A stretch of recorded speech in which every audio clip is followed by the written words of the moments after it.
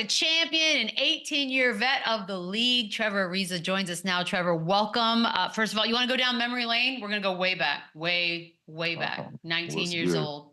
Yeah. I like the old stories. Drafted to the Knicks.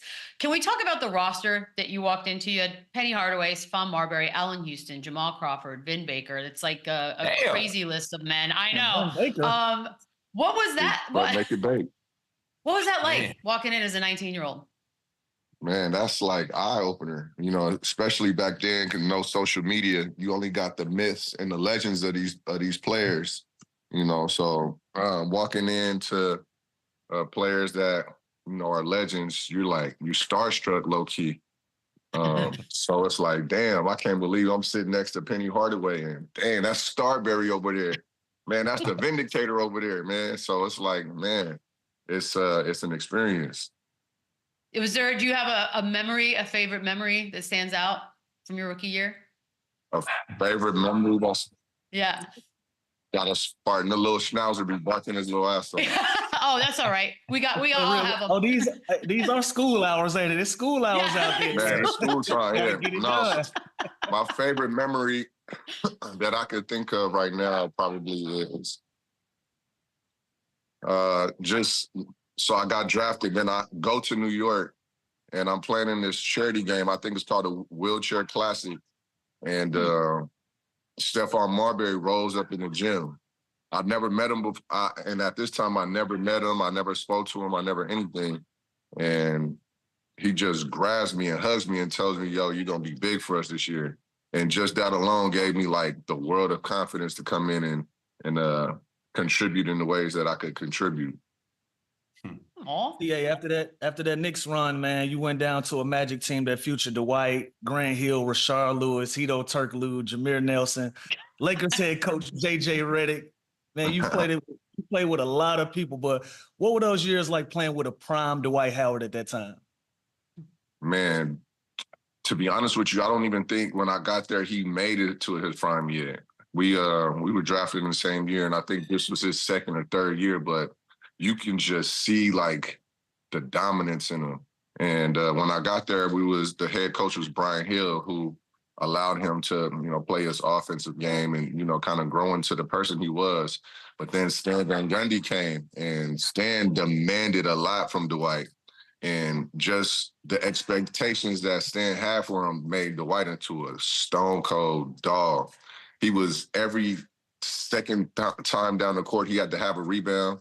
Every second or third time down the court, he had to have a touch on the offensive end. So it just made sure that he was always engaged and always involved. So Dwight was a monster. Trevor, being from Orlando, I love those squads. I used to go to all the games. Man, that was a hell of a team. Lou mentioned JJ Redick. Now, when you played with him, did you see signs of him becoming an NBA coach one day, or is he just another classic, obnoxious dookie that you had to play with?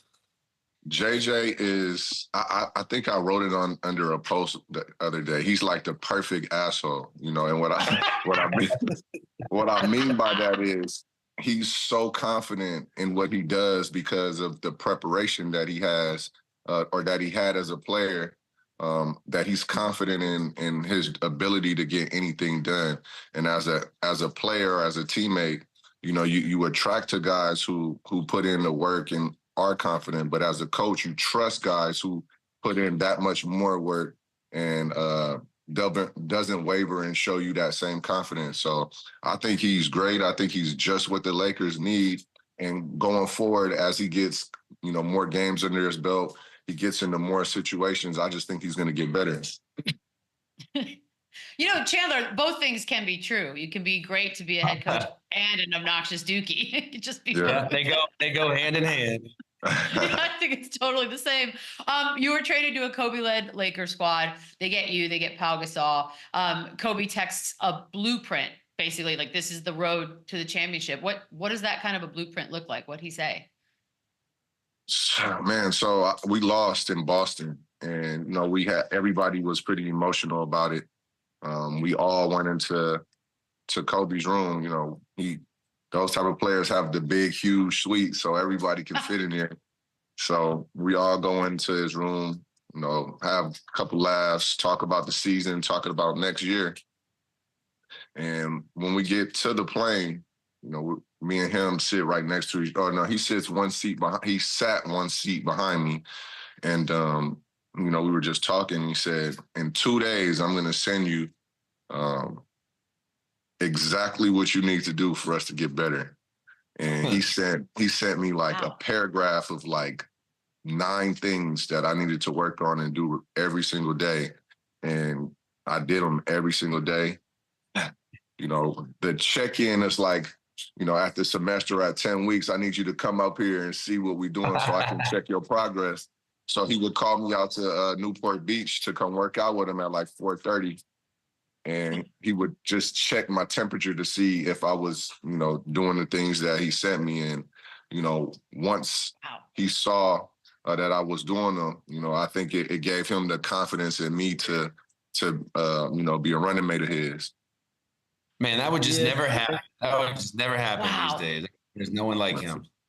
I mean, we don't have vets like that. We don't have vets at all really in the league anymore. So it's kind of hard to understand that mentality when, you're the one that's hadn't been teaching it and nobody taught you. Yeah, T, I was going to say that should tell you everything you need to know about how he felt about our group, because we ain't get no texts. We ain't have no meetings. He didn't feel like we had that potential at all, man. What's some of your favorite moments with 2-4 on and off the court? Man, my favorite moments probably were in practice. When you get a chance to compete against somebody who's that good every single day, you have no choice but to get better. What would you call it? Barbecue or mildew? You know what I mean? And I like to barbecue. So, I'm going to try to soak up all the information that I can. And just, the time off the court, it was more so, we'll be at dinner. We'll go to the movies and stuff. We'll talk about things that had completely nothing to do with basketball. But on the court or in the weight room or at practice, that's when we were able to compete against each other and, push each other to the limits. So, Trevor, you do get traded to the Lakers from that Magic team, and then you end up smacking them 4-1 in the NBA Finals. How much of an advantage was that just coming from that offense, from that, that franchise, and then playing them in the final? Do you feel like you knew everything was happening, or what was that like? Well, that Magic team was a really good team, and they were well coached. And the year before, I don't think they thought that I wasn't good enough. I just didn't think they thought that I fit into their system. And I took that shit personal. Like, I took it real personal, that the fact that I wasn't in their plans on how to be, or in their plans of being a player that they thought that could help. So anytime I got an opportunity to play against them, I was trying to just rip everybody's throat out. And that's the only thing that I could think about, was beating them to the spot, being more aggressive. The things that I learned from them, use it against them. It's kind of like the spook by the door, the book Spook by the Door. Get in there, infiltrate, and then go use their shit against them. Look, you had a great run in Houston as well. And eventually, we played a few minutes together out of Houston, spent a little time. Yeah, a little cup of coffee during them prime Harden years, man. Did y'all have, or I should say did we have more fun on or off the court during those years? Wow. That's a hard one to, man. I don't even know if I think we had just as much fun off the court as we had on the court. And that year, like you said, Lewis, or during that time, man, we was top 5 in offense, and I think top 5 in defense too. And, as much fun as we had, winning those games and everybody showing their talents and it working all together, I think, we had just as much fun showing our talents off the court too.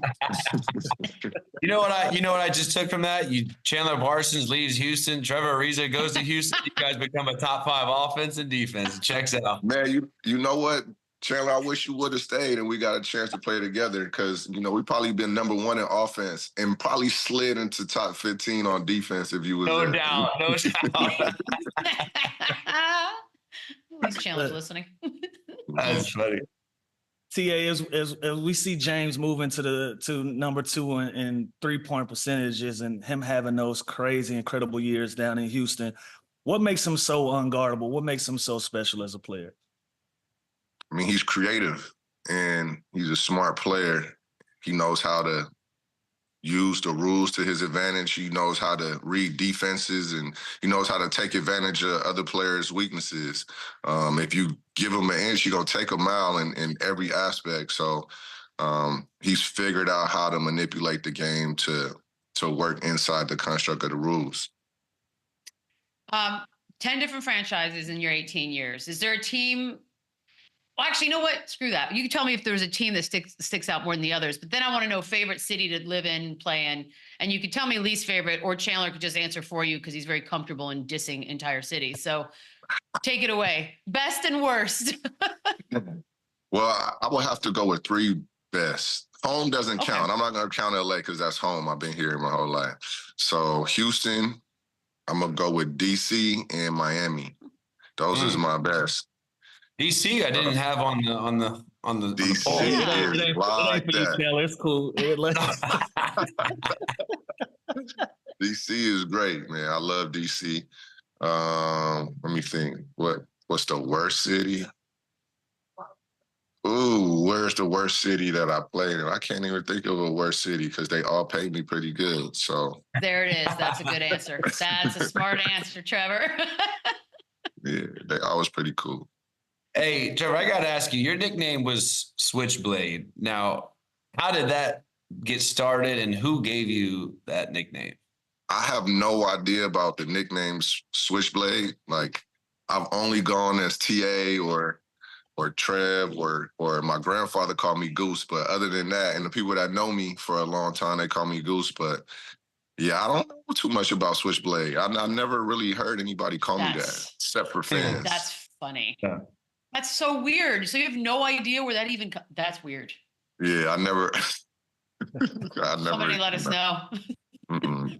Hey, let me ask you this, TA. We've been talking a lot about the NBA Cup and the courts, the jerseys, the 500K. I was skeptical as hell about it at first because I'm like, it's kind of gimmicky. We come from a different time in the NBA where the gimmicks is frowned upon, but it's starting to grow on me. What are your thoughts about the NBA Cup and the current setup on the incentives? The incentives is balling. If you get a chance to make more money outside of your salary, that's always a good thing. And also, the jerseys is pretty cool. Like, Houston jersey is dope. The Lakers shit is real dope. The only thing that's taking me back is the courts. The courts are nasty. They're distracting, bro. Disgusting. Like, I don't know, because sometimes the players are wearing the same color jersey as the court, and it's like, yo, what the fuck is this? Like, what am I looking at? It looks like a green screen. I thought I ate the wrong brownies last year when I saw them the first. So straight up hallucinating watching the Celtics play the other night. Man, that's what I was, and that's what I had in my mind when I'm thinking about the court and the jerseys. So yeah. It's a little much, but at least we know what night it is. We're like, all right, it must be a cup night. Trevor, this has been awesome. We appreciate the time, man. Thank you. No problem. Appreciate it. All right, bro. Run it up.